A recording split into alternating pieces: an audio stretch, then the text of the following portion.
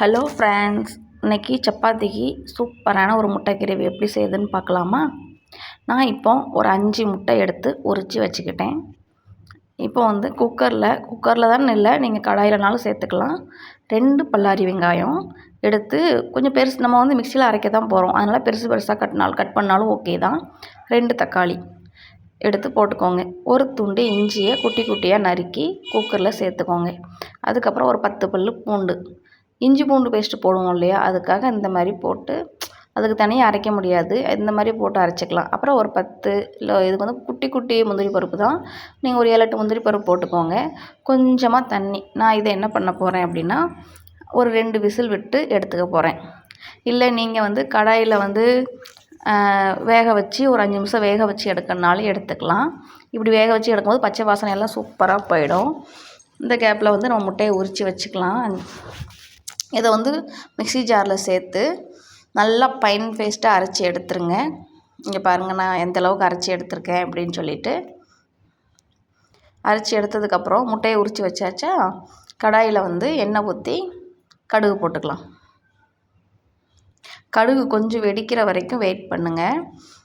ஏன்னா கடுகு வெடிச்சதுக்கப்புறம் ஜீரகம், கொஞ்சம் சின்ன சீரகம் சேர்த்துக்கோங்க. இப்போ அடுப்பு லோ ஃப்ளேமில் வச்சுக்கோங்க. இதில் மெயினே இந்த மசாலாவை கருகாமல் பார்த்துக்கணும். இல்லை நீங்கள் பிகினர்ஸாக இருக்கிறீங்க அப்படின்னா நீங்கள் அடுப்பை ஆஃப் பண்ணிவிட்டு கூட அந்த ஆயில் சூட்லேயே போடுங்க. மஞ்சப்பொடி, மிளகாய் பொடி, கரம் மசாலா, அப்புறம் நம்ம வீட்டில் அரைச்சி வச்சுருப்போம் இல்லையா, எங்கள் சைடில் நாங்கள் புளிக்குழம்பு பொடியுமோ, ஒரு சைடில் காரக்குழம்பு பொடின்னு சொல்லுவாங்க. வீட்டில் அரைச்சி வச்சுருப்போம் இல்லையா, அந்த பொடி. இதை நீங்கள் உங்களுக்கு கருக விடாமல் பார்த்துக்கணும். இதுதான் இதில் ஃப்ளேவரே, மெயின் நேமு.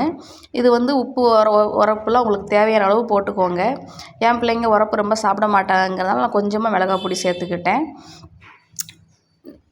இதை நீங்கள் சிக்கன் பொடி போட்டு செய்யணுனாலும் செய்யுங்க. நான் சிக்கன் பொடி நான் அரைச்சி தான் வைப்பேன், அதனால் சிக்கன் பொடியெலாம் வாங்குறதில்ல கடையில். அதனால் எனக்கு இதே செட் ஆயிடுச்சு. நீங்கள் சிக்கன் பொடி போட்டு கூட அந்த எண்ணெயில் சிக்கன் பொடியும் போட்டு கரம் மசாலா, மஞ்சள் பொடி, மிளகாய் பொடியெல்லாம் போட்டு கூட நீங்கள் சூப்பராக செய்யலாம். சூப்பராக இருக்கும். சப்பாத்திக்கு தேவையான அளவு உப்பு சேர்த்துக்கோங்க. நம்ம அரைச்ச ஃபைன் பேஸ்ட் கொஞ்சம் கம்மியாக தான் இருந்த மாதிரி இருக்கும். ஆனால் நம்ம முந்திரி பருப்பு சேர்த்துருக்குறோம் இல்லையா, இந்த மாதிரி மசாலாவை எண்ணெயில் நான் கிண்ண ஒரு முட்டையே உடஞ்சி வெளியில் வந்துருச்சு. ஏன்னா அது வேகும் போதே கொஞ்சம் வெடிச்சிருந்தது. அப்புறம் அந்த குக்கரில் வேக வச்ச தண்ணியே கொஞ்சமாக இருக்கும், அந்த தண்ணியை கூட இதில் உள்ளே ஊற்றி உங்களுக்கு எவ்வளோ திக்னஸ் வேணுமோ, அதாவது ரொம்ப கட்டியாக வேணுமா, கொஞ்சம் தண்ணியாக வேணுமா அப்படிங்கிறத பார்த்து நீங்கள் அதுக்கேற்ற மாதிரி தண்ணி சேர்த்து ஒரு 10 நிமிஷம் மூடி, கொஞ்சம் லைட்டாக எண்ணெய் ரொம்ப ஊற்றினா தான் பிரிஞ்சு வரும், கம்மியாக ஊற்றினா கம்மியாக தான் எண்ணெய் பிரிஞ்சு வரும். லேசாக எண்ணெய் பிரிஞ்சு வர்ற அளவுக்கு விட்டுருங்க. இந்த மாதிரி நீங்கள் செஞ்சு பாருங்கள். சப்பாத்திக்கு சூப்பராக இருக்கும்.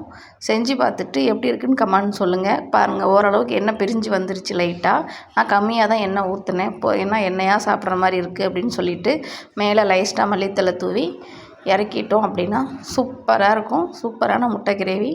நீங்களும் செஞ்சு பார்த்துட்டு எப்படி இருக்குன்னு சொல்லி கமெண்டில் சொல்லுங்கள். என்னோடய சேனல் பிடிச்சா லைக் பண்ணுங்கள், சப்ஸ்கிரைப் பண்ணுங்கள்.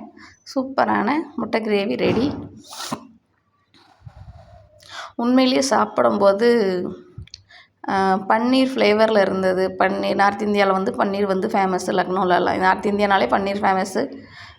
செஞ்சு பார்த்துட்டு எப்படி இருக்குன்னு சொல்லுங்கள். உண்மையிலேயே சூப்பராக இருந்தது. பாய் பாய்.